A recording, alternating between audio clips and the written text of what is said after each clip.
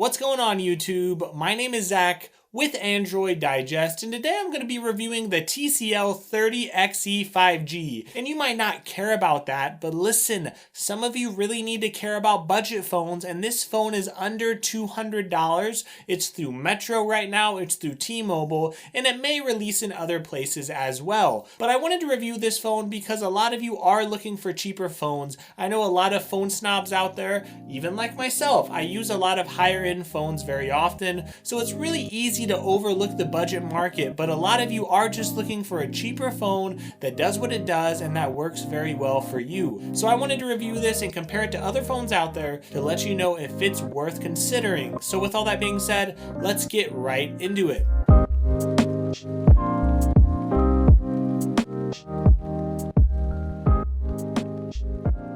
So again, this TCL phone is unique because it's under $200 and there's a lot of great deals out there, and those deals may change over time. They may go up and down, but if you do switch your number to Metro, at least as of today, they are giving this phone away for free. And I'm sure there's plenty of T-Mobile deals on a phone like this as well. And when you see this phone priced the way it is, a lot of you might be intrigued by it. And when you pick up this phone, you are going to notice, yes, it does have a plastic back. It does have some features that are, of course, very common to budget phones. The vibration motor, of course, isn't the best in the world. It does have a fingerprint sensor on the rear, and that is great news. And it does have 3 cameras, and it does have a flash right here. Now, one huge thing that this phone has is a headphone jack. So for a lot of you, if you don't have a lot of money and you do have older wired headphones, that's great news for you that you could still use your headphones. And also on this phone, I know there are little bezels on the front. I know you might think it's a big bezel if you really care about bezels,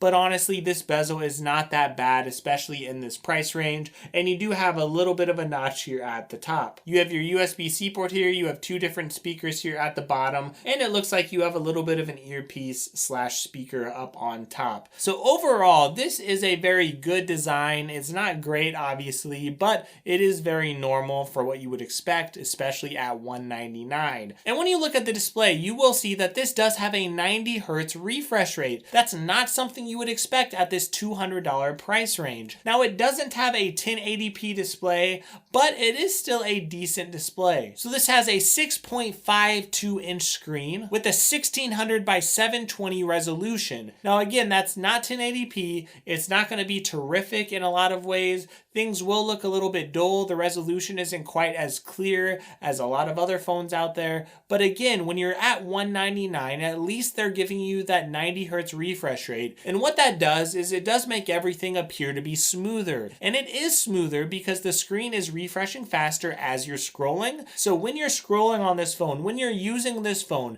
the performance is actually very, very good. If you look at the processor that this phone has, it does have a MediaTek Dimensity 700. And if you compare that to the Samsung A32, for example, that phone retails just under $300, right? So this phone is about $80, $90, or sometimes $100 cheaper, depending on what sales are going on and things like that. Well, that phone actually has a processor that's basically on the same level. It's one of those Dimensity 720 processors. So when you look at the specs and the benchmarks there, this is going to compete very well with the Galaxy A32 5G. Of course, this phone does have 5G connectivity, and that is a big bonus because 5G is coming out very, very often. And when you look at how this phone performs on the day-to-day, of course the 5G is doing just fine, but if you look at the actual performance when you're opening up apps and when you're actually using this phone for web browsing and going around, you are going to notice that this phone does perform very, very well, and I'm very happy with the performance that I got out of it. I think a lot of us are indeed phone snobs. I will say that again. A lot of us are phone snobs. A lot of us techies use phones that are $400, $500, $600 even, and when we look at a phone like this, it's easy to look down on it. And I'm sure a lot of reviewers, if they were sent this phone, if there was a reviewer out there from one of those popular websites, I'm sure they would review this phone and they would roll their eyes the whole time. They wouldn't even want to use it or even give it a chance. And then in the end, they would tell people how crappy it is. Well, again, we have to put ourselves in the shoes of people that do use $200 $200 phones. And honestly, I like to use $200 phones from time to time. And when you look at how budget phones were years and years ago, things have improved so dramatically. This phone does have 4 gigabytes of RAM, and I don't think that's a huge concern. When I'm using this phone, everything just feels smooth. Of course, the screen does feel smoother due to that refresh rate. And again, when I open up 3, 4, 5 apps, I'm not noticing it taking forever. It's actually doing pretty well. Now, of course, if you do more intense stuff, let's say you're gaming, let's say you get one of the best games out there, the most intense games out there, of course, you're not going to be able to play that at high settings. Expect to put games on very low settings or the minimal settings. That's what you're going to have to do with this phone. But outside of that,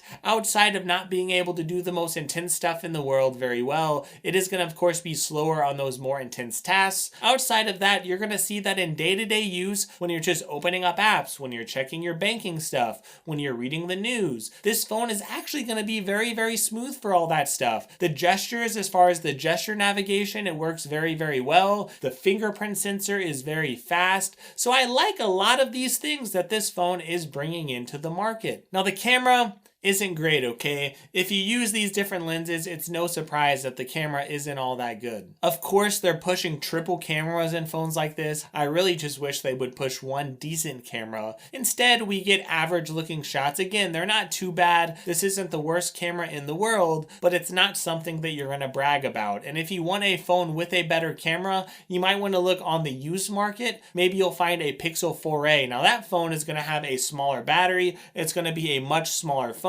But if you want a great camera for a good price, maybe you could find one of those used on eBay, or a Pixel 4a 5G. Many times you could find phones like that Pixel 4a 5G used for a very good price, around $200. But when you look at this, you're getting a brand new phone with a brand new battery with a warranty. So no, you're not going to get those little extra things that you might find on the used market. But realistically, at this price, I do think that this camera fits in very well at the $200 price range. You are going to have to spend a little bit more if you want a better camera. Now, one thing I love about this phone that you might not expect, honestly, I just love that this phone has a proximity sensor. If you don't know what that is, basically, if you put your phone up to your face, the screen will be on and it will go black. And it does that because there's a sensor there that detects when the phone is up to your face. Well, if you look at a phone like the Samsung Galaxy A32, for example, that A32 5G, it does not have a proximity sensor. And that's a big deal. Even the Galaxy A52, that does not have a proximity sensor. Even the Galaxy S20